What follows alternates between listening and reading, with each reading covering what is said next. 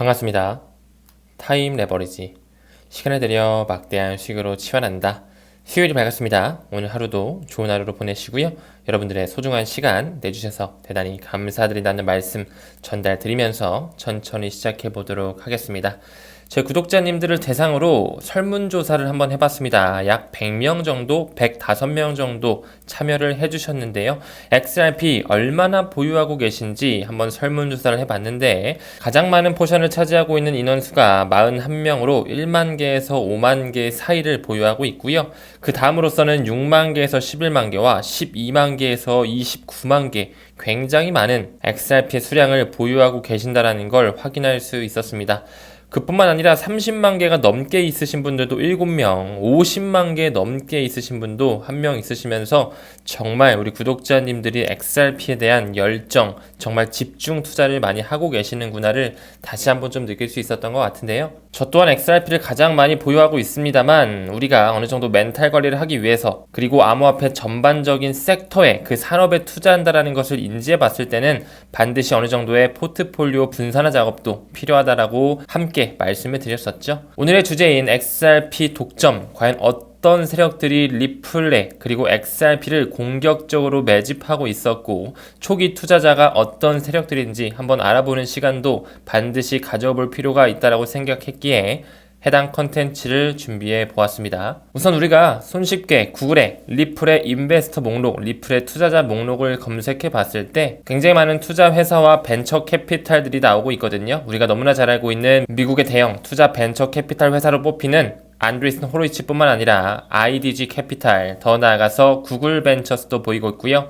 RRE 벤처 역시나 디지털 커런시 그룹과 파트너십을 체결하고 있죠. 더 나아가 일본의 SBI 인베스트는 리플사와 합작회사까지 가지고 있고 디지털 커런시 그룹이 역시 2013년도부터 리플사의 초기 투자자로 있다라고 말씀을 드렸습니다. 그럼 여기 나와 있는 이 그룹 이외에 또 어떤 세력들이 리플사에 직접적으로 투자하고 있는지 천천히 알아볼 필요가 있겠네요.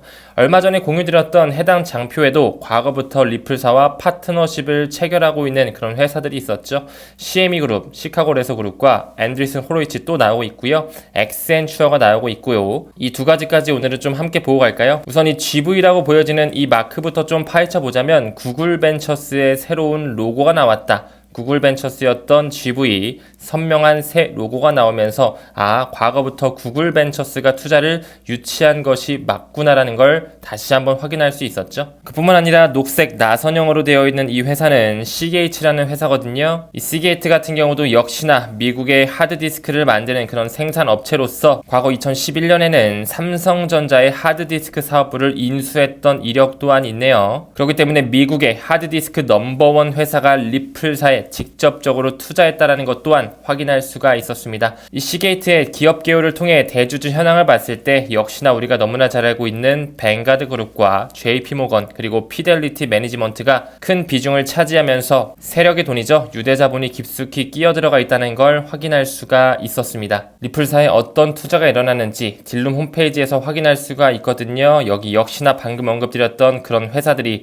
쭈루룩 나열이 돼 있습니다. 앤드리슨 호로이츠, 베스트 벤처스뿐만 아니라 GV, 구글 벤처스죠. 더 나아가 암호화폐 전반 생태계를 이룩하고 있는 디지털 커런시 그룹이 들어가 있다는 것 역시나 가장 중요하게 볼 필요가 있을 것 같고요. 더 나아가 루트 벤처스와 RRE 벤처 역시 디지털 커런시 그룹과 긴밀하게 연관이 되어 있는 것 잘 알고 계시죠? 그뿐만 아니라 IDG와 시게이트 역시나 나와 있고요. CME 그룹, SBI 그룹뿐만 아니라 태국의 디지털 벤처스, 태국의 시아은행, 마지막으로 엑센추어까지 우리가 너무나 잘 알고 있는 그 금권 세력들과 벤처 캐피탈들이 줄비하게 나열되어 있다는 것을 확인할 수가 있습니다. 제가 언급드렸던 이 장표에 항상 이 플레어 네트워크 마크가 빠지지 않았었거든요. 여기에도 있을 뿐만 아니라 리플사의 모든 생태계가 그려져 있는 이 장표에도 역시나 이 플레어 네트워크의 마크는 빠지지 않았다라는 부분에 있어서 사실 리플에 오랫동안 투자하신 구독자 선생님들께서는 플레어 네트워크가 비전이 있다 없다 얼마다 이런 부분에 집중을 하기보다는 그냥 리플과 함께 가니까 가져가시는 분들이 굉장히 많으시죠. 그 부분의 일환으로 플레어 네트워크에도 역시나 구글 클라우드가 연루가 되면서 이 플레어 네트워크의 인프라 제공업체가 됐다라는 호재가 나오면서 어느 정도 플레어 토큰의 가격이 올라갔다라는 기사가 나왔네요. 제가 항상 언급드린 것처럼 이 플레어 네트워크 같은 경우는 세계 최초의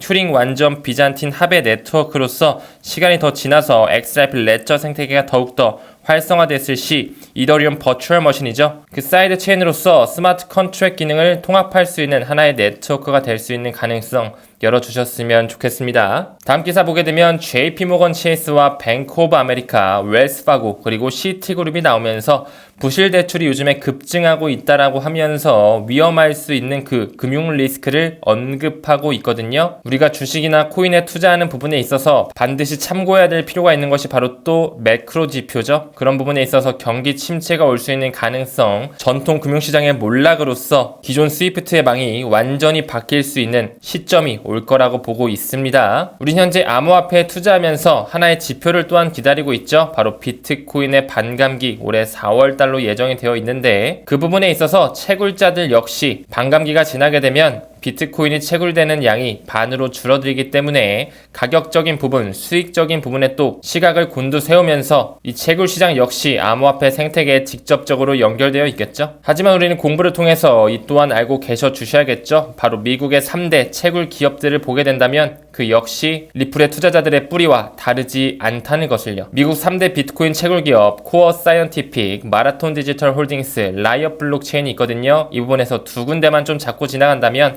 마라톤 디지털 홀딩스 역시 기업 개요를 봤을 때 대주주 현황은 뱅가드, 블랙록, 모건 스탠리가 자리하고 있다라는 부분과 하나 더 볼까요? 라이엇 플랫폼즈 역시 기업 개요를 봤을 때 뱅가드 그룹과 블랙록 그리고 뱅가드가 다시 한번 나오면서 그 유대자본의 뿌리가 역시나 그대로 들어와 있다는 것을 다시 한번 확인할 수가 있습니다. 사실 이런 채굴 기업뿐만 아니라 코인베이스 같은 그런 거래소 또한 그 기득권 세력들이 꽉 잡고 있죠. 비트코인 ETF 서비스가 또한 코인베이스로 많이 몰리면서 많은 자산 운용사들이 이 코인베이스와 함께 신탁을 운영하고 있죠. 그렇기 때문에 비트코인 시장, 암호화폐 시장에 대한 독점에 대한 우려가 심화되고 있다는 부분, 그 세력들이 너무 암호화폐 시장 생태계를 잡고 있으니 이런 기사 또한 나오는 부분이지 않을까요? 그 부분의 일환으로 코인베이스 글로벌의 기업 개요를 다시 한번 봤을 때 여전히 뿌리가 같다는 걸 다시 한번 느낄 수 있습니다. 뱅가드 그룹과 캐시우드가 이끌고 있는 아크인베스트, 그리고 일본의 금권 세력이죠. 스미토모 미쯔이, 더 나아가서 블랙록까지 역시나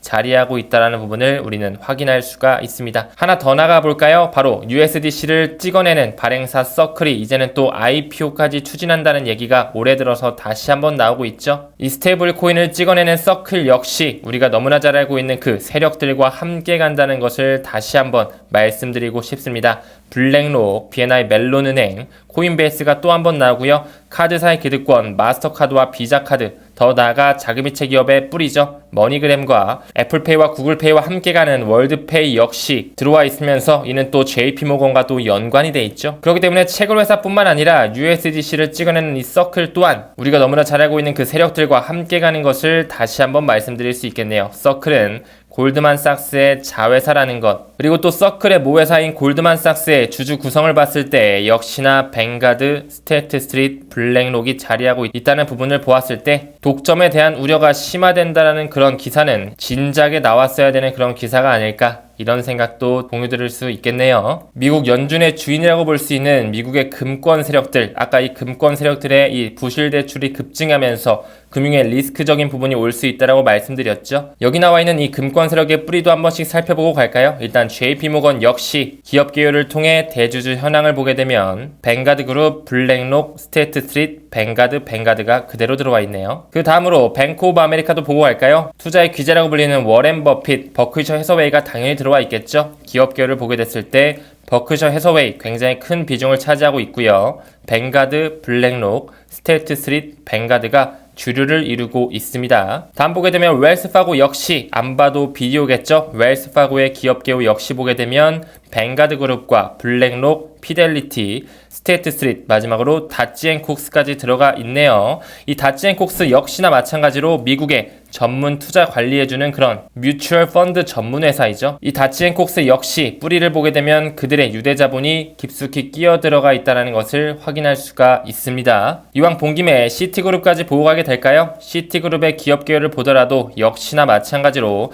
뱅가드 그룹, 블랙록, 스테이트 스트리트, 뱅가드, 그리고 버크셔 해서웨이가 다시 한번 나오면서 그 유대자본이 깊숙이 끼어 들어간 세계 최대 자산 운용사들이 연준을 이룩하고 있다라고 봐도 그 국가를 이룩하고 있다라고 봐도 과언이 아니라고 생각을 합니다. 초반에 언급드렸던 리플에 직접적으로 투자하고 있는 영국의 대형 금권이죠. 스탠다드 차타드의 뿌리도 한번 보고 가게 될까요? 역시나 마찬가지로 스탠다드 차타드의 기업 개요를 봤을 때 싱가폴과 연결되는 테마섹 홀딩스와 블랙록 그리고 다치앤콕스가 또 나오고 있네요. 미국뿐만 아니라 영국 역시 그들의 자본이 그대로 유입되고 있다는 것을 확인할 수가 있습니다. 그렇기 때문에 미국과 영국을 필두로 한 그 세계 최대 자산 운용사의 순위를 보면 그 금권 세력의 머리 위에 있다는 것을 다시 한번 확인할 수가 있습니다. 블랙록, 뱅가드 그룹, 더 나아가 세 번째로 찰스 스왑이 나오고 있는데요. 찰스 스왑도 잠깐 보고 가게 될까요? 찰스 스왑 역시 기업 개요를 보게 되면 그 뿌리가 연결되어 있다는 부분, 토론토 도미니언 시큐리티뿐만 아니라 뱅가드 그룹과 다치앤칵스가 그리고 블랙록까지 그대로 들어와 있다는 것을 다시 한번 확인할 수가 있습니다. 좀 더 볼까요? 스위스의 UBS 그리고 피델리티 오늘 많이 나왔죠. 그리고 스테이트 스트리트 역시 나와야 되고요. 독일의 알리안츠 역시 보이고 있네요.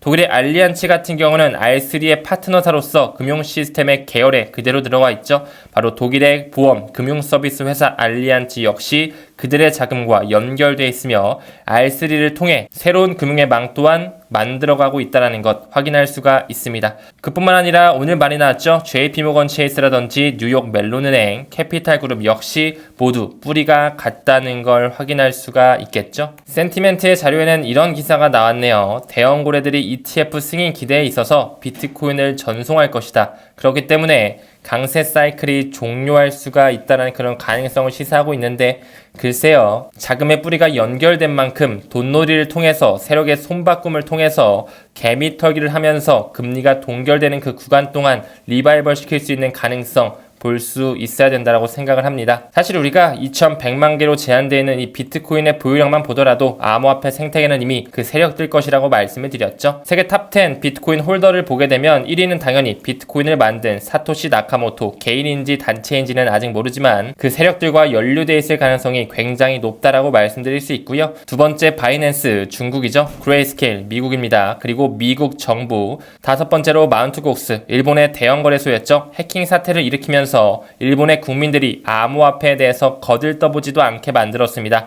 여섯 번째 비트파이낸스 역시 홍콩의 거래소로서 해킹을 비롯한 많은 이슈를 만들어냈었죠. 일곱 번째 중국 정부. 여덟 번째 우리가 잘 알고 있는 마이크로 스트래티지 굉장히 많은 비트코인을 보유하고 있으며 미국 회사고요. 블랙원, 러시아의 회사, 마지막으로 로빈후드 역시 미국과 연관되어 있는 플랫폼이라는 것을 미루어 봤을 때 미국, 중국, 일본 그리고 유럽권, 영국 나라들이 모두 비트코인을 공격적으로 모아가면서 그 암호화폐 생태계의 토대를 마련했다라고 볼 수가 있습니다. 그럼 비트코인만 보지 말고 리플도 한번 볼까요? 리플 어떤 국가가 가장 많이 가지고 있냐? 미국과 일본이라는 부분 역시나 다시 한번 언급드리고 싶고요. 이 많은 나라들이 XRP를 이제 하나의 커런시, 유틸리티 토큰으로 로서 바라보고 있다는 것, 영국과 스위스 그리고 싱가폴, 미국, 일본 나라들이 열거가 되어 있네요. 왜 이런 나라들이 열거가 됐을지, 왜 미국과 일본이 가장 많은 XRP를 보유하고 있는지, 그들이 보유하고 있는 이 국가 부채와 연관지어서 생각해 볼 수 있었으면 좋겠습니다. 제 친구가 이런 질문을 하더라고요. 과연 미국이 달러를 지금 계속 탈달러화 시키고 달러의 헤게모니를 깨트리면서 돈을 찍어내고 있는데